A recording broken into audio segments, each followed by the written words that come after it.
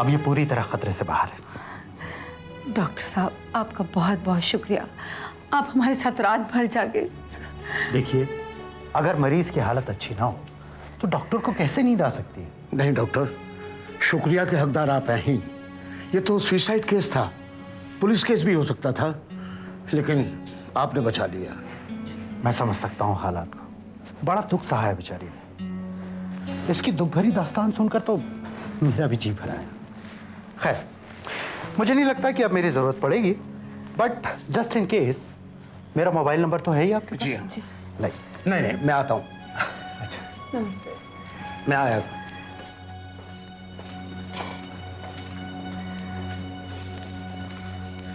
माँ, कैसी है मीनल की तबीयत अब? डॉक्टर साहब ने कहा कि अब खतरे की कोई बात नहीं है। चलो अच्छा। पर होश आते वक्त लगेगा बेटा। माँ सुनो, ये चिट्ठी मुझे मिली थी मीनल के पास। कैसी चिट्ठी? मुझे लगता है कि जहर खाने से पहले उसने ये चिट्ठी लिखी। क्या लिखा है? माँ मैंने पढ़ी है। इसे पढ़ने के बाद लगता है जैसे मीनल जान गई थी कि देसाई उसकी शादी विपुल के साथ नहीं करवाना चाहते। तभी तो उसने लिखा है कि वो किसी पर बोझ बनकर जीना नहीं चाहती। और माँ, निकी भी उस दिन कह रही थी ना, उसने मीनल को विपुल के घर फ़ोन करते हुए देखा था। कहीं ऐसा तो नहीं कि उन्होंने ही कोई उल्टी सीधी बात कह दी जो उसके दिल में चुभ गई। माँ, अगर वाकई मीनल को कुछ हो जाता तो कौन जिम्मेदार होता उसकी मौत का? मुस्कान, तू जरा इसके पास बैठ, मैं अभी आती हूँ। मिसेस देसाई हैं? ये नहीं है। कौन है शिवा? मैं हूँ। अरे शारदा आंटी, आप आइए ना, आइए ना। अब कोई और झूठ बोलने को नहीं कहूंगी तुम्हें, क्योंकि तुम्हारे घर से किसी ने सच बता दिया है मिनल को, और वो सच इतना कड़वा था कि उस सच से जहर निगल लेना ज्यादा आसान लगा मिनल को। जी? हाँ, जहर खा लिया है उसने। क्या? मिनल के साथ जो कुछ भुज में हुआ उसके लिए हम किसी को दोष नहीं देते, लेकिन तुमने जो मिनल के साथ किया उसके लिए भगवान तुम्हें कभी माफ नहीं करेगा। पर आंटी, मैं तो मिनल से मिला तक नहीं। बेचारी मिनल भुज में अपना सब कुछ खोकर यहाँ खुशियां पाने की आस में आई थी, पर उसे क्या मालूम था कि जिसके साथ वो जिंदगी बिताने के ख्वाब देख रही है वो इंसान तो इतना कमजोर है कि दहेज की बैसाखी के बिना चल भी नहीं सकता। पर आंटी, मेरे मम्मी पापा की मर्जी। इंसानियत भी कोई चीज होती है। तुम जैसे लोगों को कोई हक नहीं होता किसी को सपने दिखाने का। हाथ थामने से पहले हाथ छुड़ा लिया। I am sorry aunty. अब कैसी है वो? बदनसीब को मौत भी नहीं आई। देखो ना, भूकंप से बच गई, जहर खा के बच गई। जिंदा है इसलिए क्योंकि सांसें चल रही है, अंदर से तो मरी गई है बेचारी, जिसके जिम्मेदार हो तुम। हाय लगेगी विपुल तुम्हें, और एक दुखी दिल की हाय। तुम तो बद्दुआ के काबिल भी नहीं।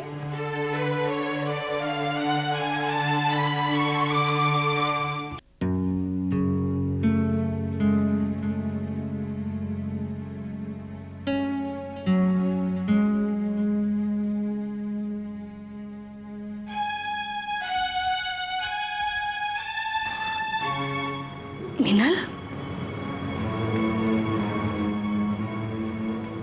मीनल? नहीं, लेटी रहो, आराम करो।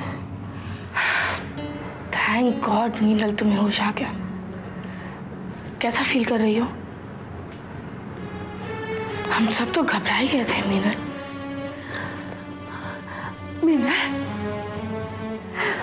मिनल, कैसी है बेटा तू? ठीक है ना बेटा? इसके लिए कुछ खाने को लाना। मिनल, शारदा माँ, मत कह मुझे माँ। तूने मुझे अपनी माँ समझा कहाँ है?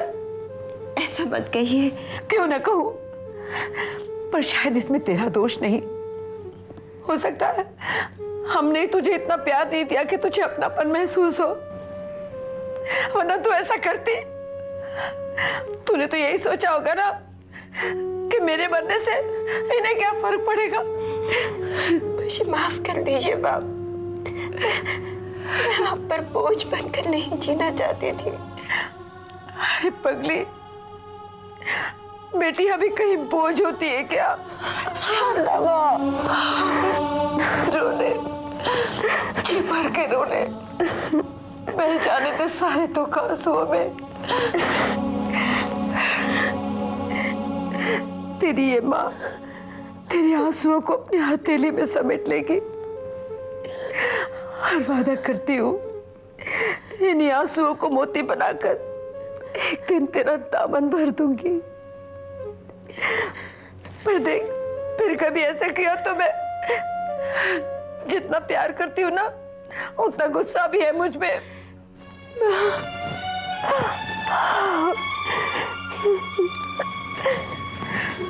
माँ, माँ। नमस्ते आंटी। नमस्ते।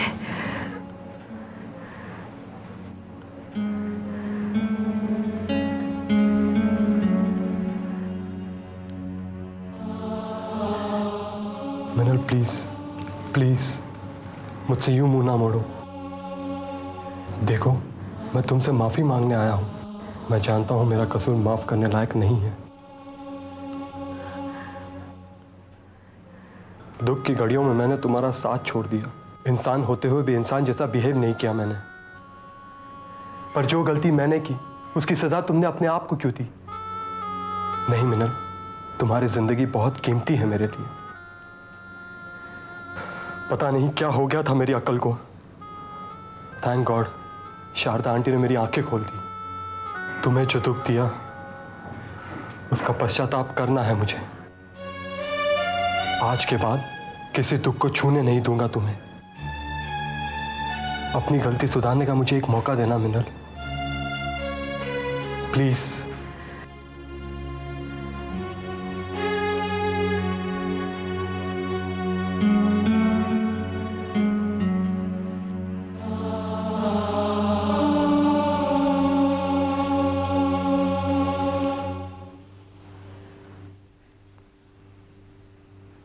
विपुल बेटे, आ गया तू?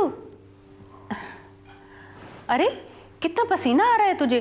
बाहर गर्मी से आ रहा है ना। ठहर, मैं तेरे लिए ठंडा पानी लेके आती हूँ। माँ, उसमें थोड़ा जहर भी मिला देना। ये क्या कह रहा है तू? हाँ माँ, आज मुझे अपने आप पर इतनी शर्म आ रही है कि जी चाहता मैं अपनी जान ले लूं। लेकिन बता तो सही, हुआ क्या? मिनल ने अपनी जान लेने की कोशिश की, उसने जहर खा लिया था। खा लिया होगा? दुनिया में रोज कितने हादसे होते हैं, हमें उससे क्या लेना देना? आपको नहीं, पर मुझे लेना देना है। आपका लेना देना तो सिर्फ दहेज से है। ये बोल तेरे नहीं है जो तेरे मुंह से निकल रहे हैं। बोल तो मेरे ही है, लेकिन मिनल की हालत देखने के बाद मेरे जुबान पर आए हैं। पता नहीं मैं अब तक क्यों नहीं बोल पाया। लेकिन अब वहां रखा है क्या है? न मां, न बाप, न घर, न पैसा। और जो आखिरी सहारा था वो भी हमने छीन लिया। अब उसकी किस्मत ही ऐसी है तो मैं क्या कर सकती हूँ? आप कुछ नहीं करेगी। अब जो करना है वो मैं करूंगा। मैंने मिनल को पसंद करके उससे सगाई की थी, और सगाई के बाद 4 महीनों तक फोन पे, चिट्ठियों में उससे 7 जन्मों के वादे किए थे। भूचाल तो भुज में आया, पर पता नहीं दरारें मेरे वादों के दीवारों में क्यों पड़ गई।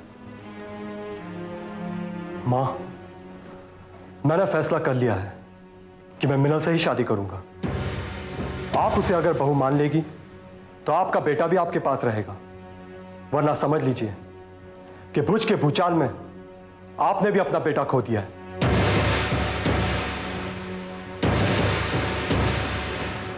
वेल डन माँ, वेरी वेल डन। अच्छा हुआ कि आप देसाई के वहां गई, इसीलिए विपुल यहाँ पर आया था। शारदा जी, आप गए थे उनके यहाँ? हाँ, मिनल की हालत देखकर मुझे बहुत गुस्सा आया था। बस घर जाके बहुत कुछ सुना के आई। माँ, आप तो सिर्फ सुना के आई, अगर मैं होती ना तो मर्डर करके आ जाती। निकी, बस भी कर, पहले ही इतनी टेंशन है। पर लोग कैसे कर लेते हैं ऐसी छोटी छोटी हरकतें, पता नहीं। अरे बेटे, अब जो हो गया सो हो गया। भगवान का शुक्र अदा करो कि मिनल बच गई। जो बात हम उससे छुपाना चाहते थे, आखिर उसे पता चल ही गई। लेकिन माँ जब विपुल आया था ना, ऐसे लग रहा था जैसे वो वाकई पछता रहा है। अच्छी बात है दीदी। After what he is done he should be embarrassed. मैं देखती हूँ।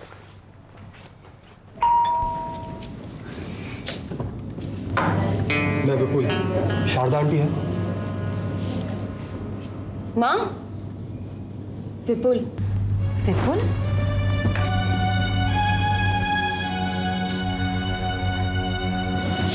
नमस्ते आंटी। नमस्ते।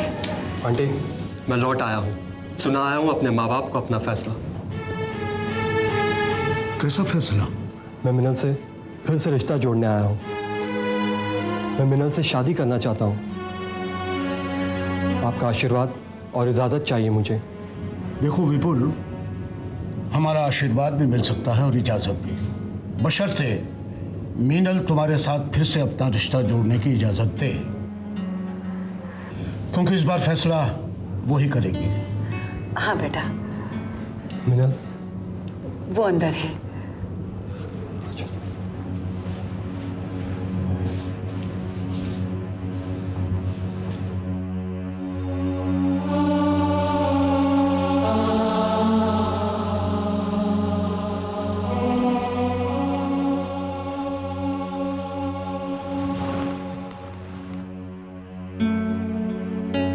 मिनल,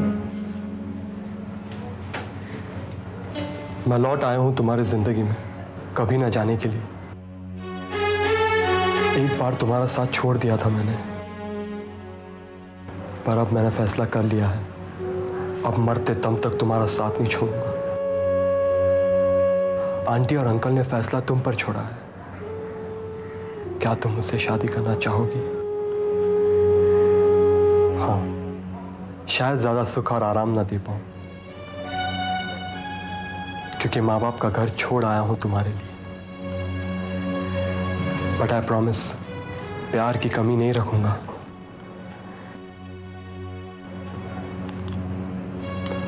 अगर मुझ पे भरोसा कर सको तो मुझे अपना लो मिनल, प्लीज मिनल।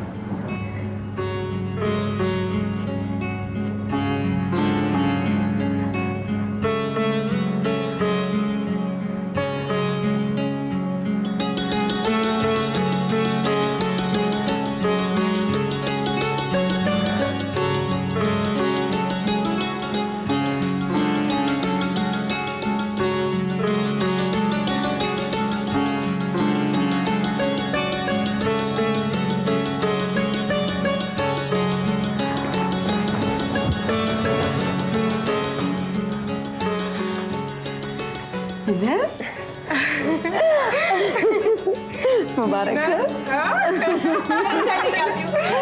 खुश रहो। अरे जीते रहो बेटे, जीते रहो। खुश रहो।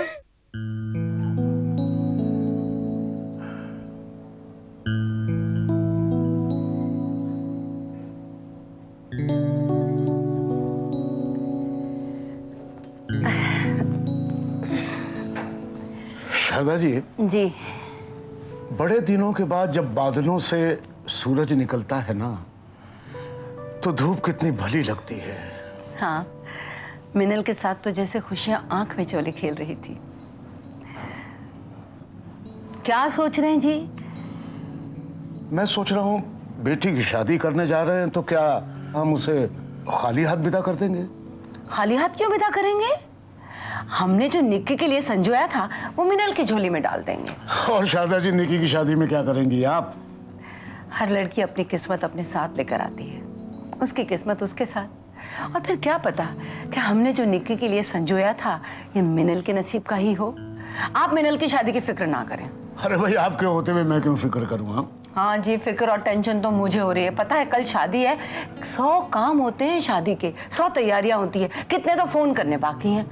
एक फोन और करना है शारदा जी, हमें लड़के के माँ बाप को बता देना चाहिए। नहीं नहीं, आप नहीं जानते, मिसेस देसाई बहुत। मैं जानता हूँ शारदा जी, आपको गुस्सा है, लेकिन देखिए, जब हम नए रिश्ते बनाने जाते हैं तो पुराने गिले शिकवों को भूल जाना चाहिए। हमें उन्हें शिकायत का मौका नहीं देना चाहिए। भाई कल को वो ये ना कहें कि हमारे बेटे की शादी और हमें इतला तक नहीं की। आप ठीक कह रहे हैं, पर कहीं उन लोगों ने आके कोई अड़चन डाल दी तो? अरे भाई कैसी अड़चन? लड़का लड़की बालिग हैं और वैसे भी हम बेटी के माँ बाप हैं। हमारा फर्ज बनता है कि हम होने वाले समधी को न्योता दें। हाँ ठीक है, अभी फोन करते हैं।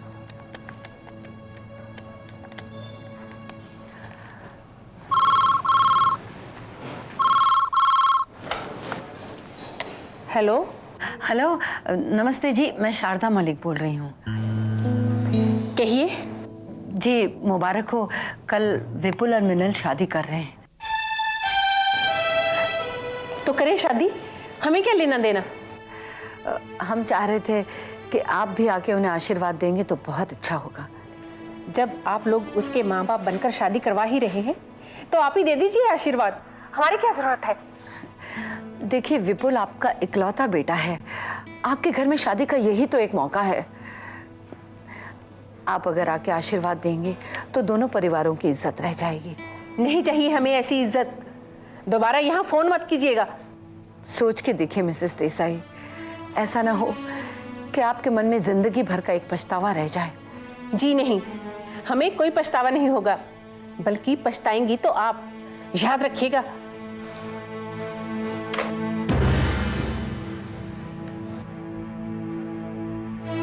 देखा, इसी बात से डरती थी मैं। अब उन्हें शादी का पता चल गया है, मुझे तो यकीन है वो आके जरूर कोई ना कोई अड़चन डालेगी। शारदा जी, जब भगवान ये सारी अड़चनें खुद दूर कर रहा है तो हम इन इंसानों की परवाह क्यों करें? आप तो बस भगवान का नाम लेके काम शुरू कीजिए।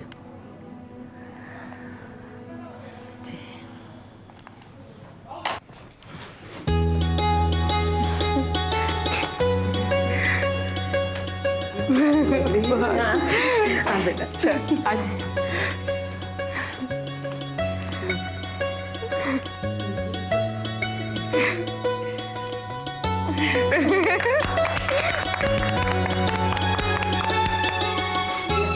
वरवधु विराजमान होगी।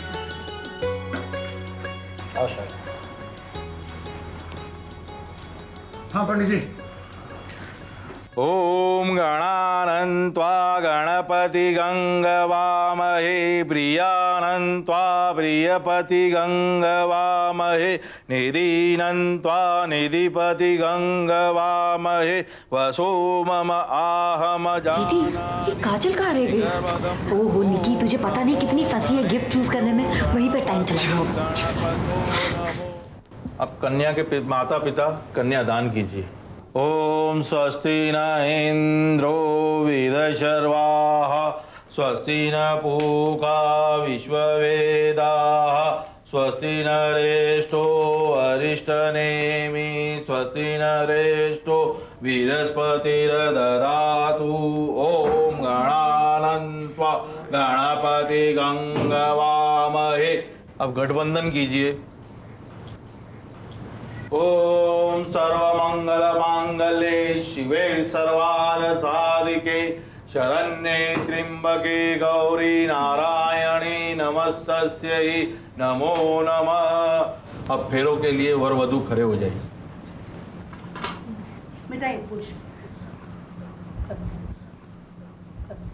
अब फेरे शुरू कीजिए। ओम। ठहरिए पंडित जी, ये शादी कैसे हो